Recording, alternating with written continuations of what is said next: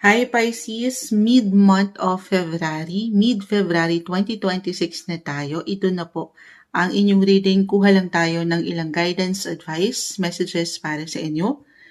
Mid-Feb 2026, Pisces energy, kamusta kayo? Anong kailangan pong marinig ng mga taong ito mid-February?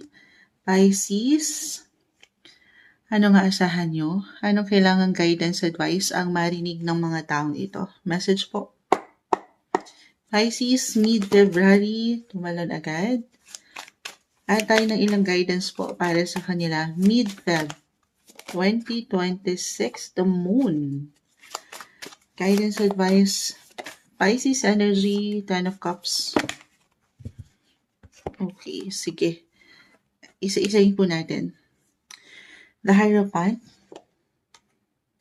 the moon, is in reverse, the 10 of cups, Knight of Pentacles, Page of Swords. Tayo po ay live na live, of course. Ang bawat readings po natin ay live na live natin binabasahan sa TikTok. Four of Swords, side pa tayo. Kuha na lang ako guys. 9 of Wands, 3 of Pentacles, the Tower. Pisces, hindi maipantay ni Moonchild, napaka-imbalance. Pisces, kamusta kayo? Physically, mentally, emotionally? The Four of Swords, the Nine of Wands, medyo pagod ba? Minsan hindi na natin masyadong napapakinggan po yung katawan dahil sa dami, sa aking ilang nakikita dito, sa ilang kailangan yung tugunan, harapin, obligations, sa family, sa trabaho, sa money, sa ilang connections, so ang dami. Very important, mid-February, Pisces, to listen. Listen to your body. Yes po, always listen to your body sa part na yan. Of course, kayo po ang higit na makapagsasabi. Hindi po isang medical advisor si Moonchild, pero napakahalaga na huwag niyong babaliwalain ang inyong mga nararamdaman. Hindi lang physically, emotionally, even spiritually guys. I feel with your cards na higit kayong magiging intuitive. Yes, parang lumilevel up yung mga intuition nyo as a Pisces. Naturally, very malalim na talaga kayo. May pagka-psychic. Yes, hindi kayo nagkakamali, pero madalas yung inyong mga kutob ay yun. Oo. So, listen din to your intuition. Okay? At huwag babaliwalain kung anong ipinaparating ng inyong mga nararamdaman. Trust your guts. Kasi I feel na meron kayong mga pwedeng ma-discover, pwedeng merong ma-reveal. It doesn't have to be negative naman. Pero, oo, dahil pa, lalo pa yung feeling na kayo ay, you're being guided. You're being guided and protected, Pisces, sa ilang pinagdadaanan mo. Mid-Feb tayo ha, lumalakas ang inyong mga pakiramdam.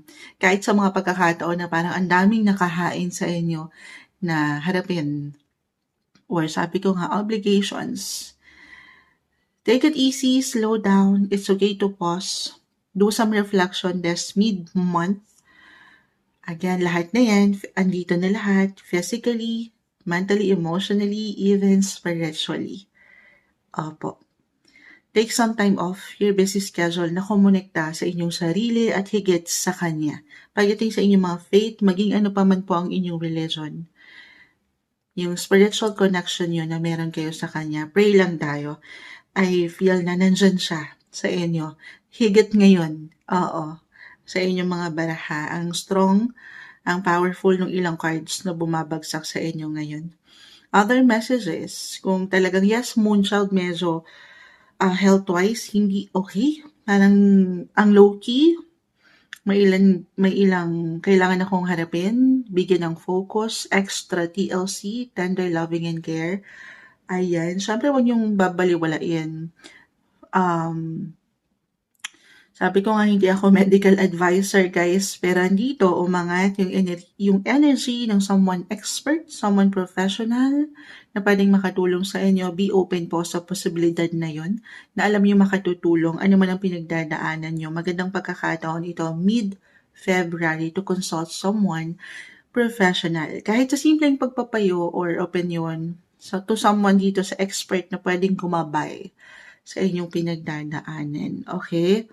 Huwag babaliwalain ang inyong mga nararamdaman. Paano nyo nga naman magagampanan itong ilang mga obligations sa trabaho, sa pamilya, sa pera, kung kayo mismo pala ay pagod na? Yun na nga, hindi mo maramdaman na pagod ka na kasi umaangat po yung pagiging goal-oriented nyo dito. Focus. Eyes on the prize na ang ganda.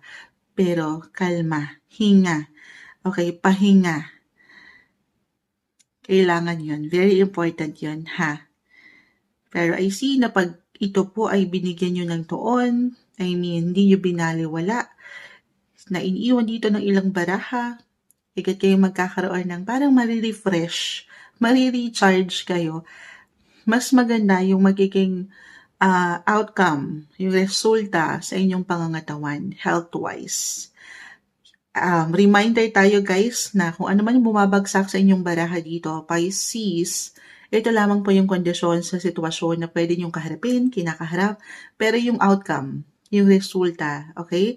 Of course, at the end of the day po ay wala sa mga baraha. Still, everything is up to you. At the end of the day, ikaw ang magdadala sa iyong sarili. So, pahinga rin ha. Again, kung ano man yung mabubuo yung priority, especially sa sarili this month, makakapag-ambag yan para higit kayong tumatag, lumakas. So, ayun, overall, pagdating sa inyong overall well-being, health-wise, focus, extra focus naman, kayo naman, this time kayo naman, more on self-care, self-love. Bago pa man pumasok ang inyong mga season, birthday season, maglaan kayo ng panahon para sa inyong mga sarili. Ito ha, iba-iba tayo dun sa salitang na-mention ko ba? Healing. Yes, may healing. Pero iba-iba tayo doon sa part ng pahinga. Tanungin ng sarili, sino ba ang pahinga mo? Ano ba yung pahinga mo? Kahit sa simpleng pagtutulog ba ito or time, quality time kasama ang mga mahal mo, mahalaga sa'yo, Pisces. Other messages, kung hindi yun mag-connect, tayo po ay general reading. Of course, just only take what resonate. Stay flexible po, adaptable this mid-February tayo ha. May ilang lang dito. The Tower kasi umangat, the Three of Pentacles 3, actually Mercury astrologically, the planet of communication, connections, the internet, sa ilang ang lawak ni 3, ilang delays, transportation.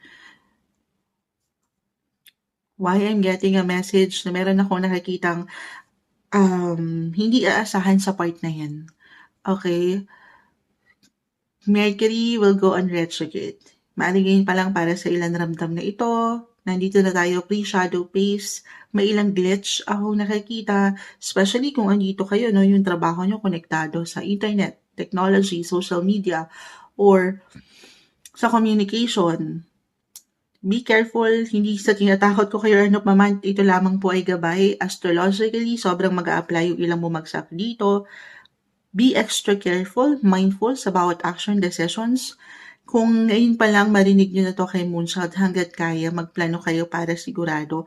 Or kasi baka meron kayong makaligtaan din, dalawa lang ito, it's either magpapabigla-bigla kayo sa bawat decisions, actions nyo. Kasi nga sa dami ng isipin, na meron kayong hindi mapuna. Okay, at yun naman, meron kayong makalimutan. Again, internet guys, ang lawak niyan. Ayan, may umaangat na ads sa akin dito. Sa aking CP nakita ko. Pagdating sa inyong mga credit cards, halimbawa lang naman, pagdating sa bangko, baka meron kayong hindi mapuna. Guys, Mercury retrograde, huwag kayo magtitiwala agad if ever usong mga scam ngayon. Ingat-ingat, doble, triple check everything. Ganon yung energy, may pagkaseryoso. Nakikita ko kasi dito parang gugulatin kayo. And yes, it could be positive or negative. Stay flexible sa anumang pwedeng magganap. Anything connected, communication, connection, the internet, transportation, travel, may ilang pwedeng delays kayong pwedeng maramdaman sa part na yan. Be extra mindful sa ilan pong aking nabanggit. Halimbawa lang naman yun. May lumabas kasing ads. Okay, halimbawa sa credit cards, ayan, 'pag kasi yung mga loan niyo or ano pa man na higit yung iniiwanan ng priority, baka meron kayong makalimutan, "Ay, ano na ba, due date na ba?" So, baka merong ilang extra interest pang alam mo yun, unexpected bills na umangat na hindi niyo asahan. Or pagdating sa connections, ito yun, eh, sa ilang tao sa paligid niyo, maging klaro kayo sa puwede niyong maiparating ang inyong mga boses nang walang pagkakulang, walang pagkasobra. Okay, other messages puwede rin naman umangat po sa pamilya. Meron kayong ilang higit na bibigyan ng prioridad mid-February, Pisces energy tayo. Kung hindi ito one of your family members, ay pagdating dito sa inyong mga physical home, maaaring higit kayong kailanganan yung inyong mga focus at attention na very normal. Pero ayun nga, sa dami ng nakahain, maaaring gulatin pa ang ilan sa mga unexpected sudden events, ganyan. So, paano naman, nasa na yung kayo dun? Huwag niyo rin kakalimutan na huminga-hinga ng makapahinga. Okay, ganun po yung energy na aking nakukuha. Flexibility, adaptability, sa ilang responsibilities din na pwedeng umangat. Ito naman yung something mapanghahawakan, walang ihahain sa inyo ang universe na hindi nyo kakayanin. Ito, the Nine of Wands, yan yun eh, yung test. Maring ma-challenge lang po ang ilan sa inyo. Okay, meron tong solusyon, may resolusyon, malalagpasan. Yes, balance, pahinga lang din 'pag may time, yung unang naiwan ko sa inyo ngayong mid-February 2026, Pisces.